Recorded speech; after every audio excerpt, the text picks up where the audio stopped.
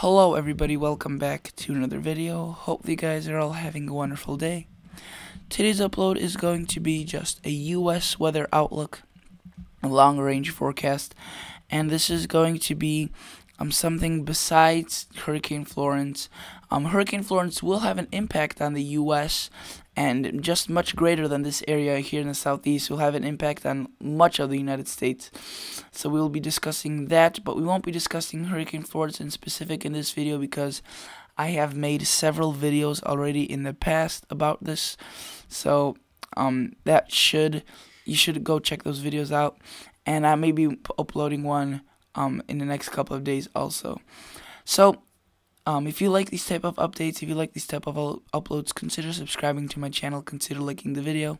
If you're wondering why am I asking you to do so before the video has even started, well, if you're an old returning member and you have enjoyed my videos and you like my videos, this is just a friendly reminder that you may do so. It's free for you to do, and it helps out my channel a lot.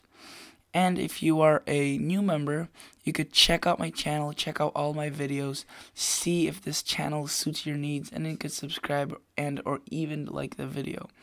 So let's get into this. So what are we looking? Actually, I'd first like to take you to the total accumulated precip. And what we see here right now, basically through Saturday, Sunday, through the weekend in 2 weeks, we see this giant blob of basically no moisture in the Midwest and little in the South and absolutely none in the West. So you may be wondering, what is causing all this dryness across this pattern, across this country, and what is the main contributor to this? Well, the main contributor to this actually is a familiar foe, and that is Hurricane Florence. This hurricane will be delivering a ton of rain to the East Coast, Mid-Atlantic, Northeast, and will be hammering them. But in its wake, in the rest of the country, it will be leaving a lot of dry area, a lot of dry land that won't receive much rain. I mean, you can see this is in 2 weeks. Areas here could be receiving little to no rain, and when I mean little, I mean maybe a couple of hundredths of an inch. So that's very minimal. And you may be wondering, what causes this? Why is this even happening in the first place? So the first place it's happening is Hurricane Florence, but if we go to actual further details, so right now what we have at this time, we have a giant elongated high pressure area that is basically extending anywhere from I would say, you know, the Rockies in the west all the way out into the ocean. And under this thing, this is the reason why Hurricane Florence can't just spin out and go in that direction. It is getting steered by this high pressure right into the United States coast, and will be doing so. And if I were to actually turn out my tool, I'll make it a little bit. Okay, let's switch to color blue. And so what we have right here is a high pressure that is in dominance, and it is located somewhere around here.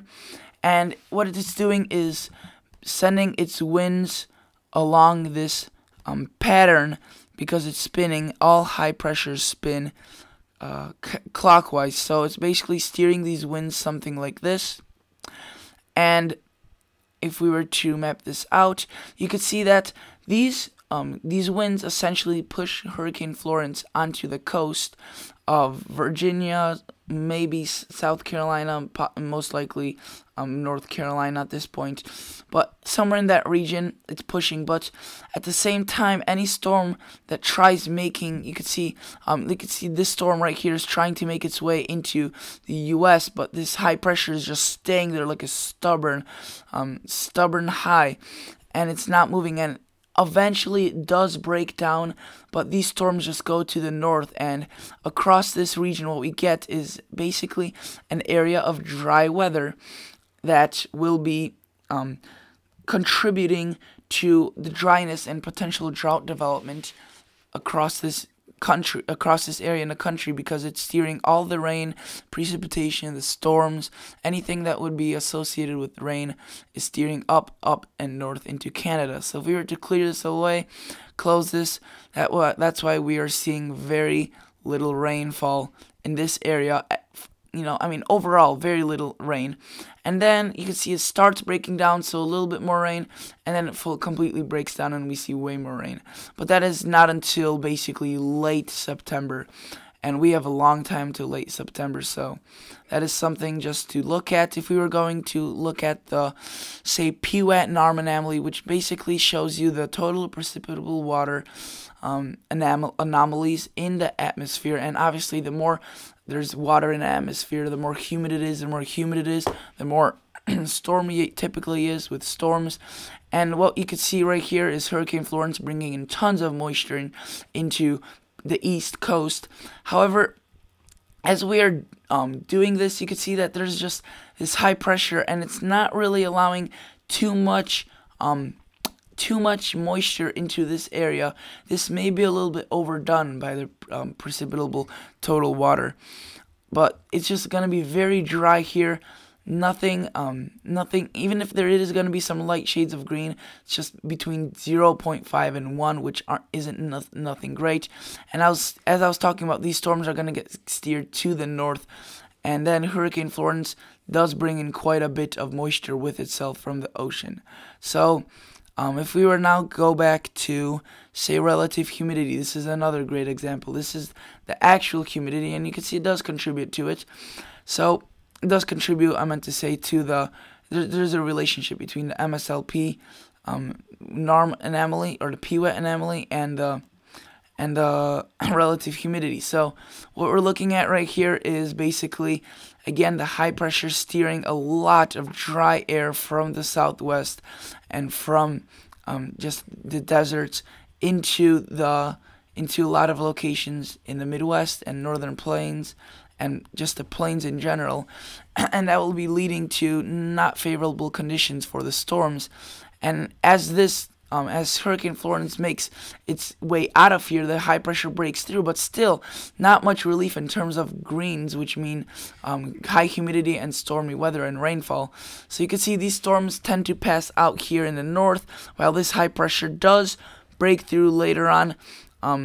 There isn't insane amounts of moisture that will be appearing through, but there's going to be a lot of dryness. So a very interesting pattern setting up, very something we'll need to keep an eye on for. And I just love this image right here. I mean, it just looks like a whole stream of moisture. If I could quickly draw into this, it just looks like a whole flow of moisture going into here, dragged by this high pressure. It's basically just going like this. Sorry if I can make this a little bit thicker. It's going like this, and then spinning around and something like that, and it's just dragging in tons of dry air from the southwest, and that is contributing to the very dry conditions with little rainfall. So it doesn't really happen too often in fall, especially when September is typically a month of transition between the dry-ish periods and the more wetter periods. So it shouldn't be the driest period, September. Usually that is July, June, August in much of the eastern half of the country. But as of now, we could be seeing this in September and into late September, October. So hopefully you learned something new. Hopefully you enjoyed. I could focus a little bit on the temperatures, but in general, with the low humidity and dry air, there's going to be a lot of warm air pressing through. Could be some cooler shots of air, but just a lot. I mean, look at that. That's just insanely warm conditions for much of September, and not really much to. There could be a cold fall blast. I made a video on it a couple of days ago, but that definitely has changed at this point. So in case you're wondering for an update, the conditions have changed, and there could be a brief period of cool down, but then the temperatures just soar right back up. And is this 100% accurate yet? No. This is not set in stone. This could still change, but that is what we're expecting at this point. So hopefully you enjoyed. Hopefully you learned something new, and I'll catch you all guys in the next episode.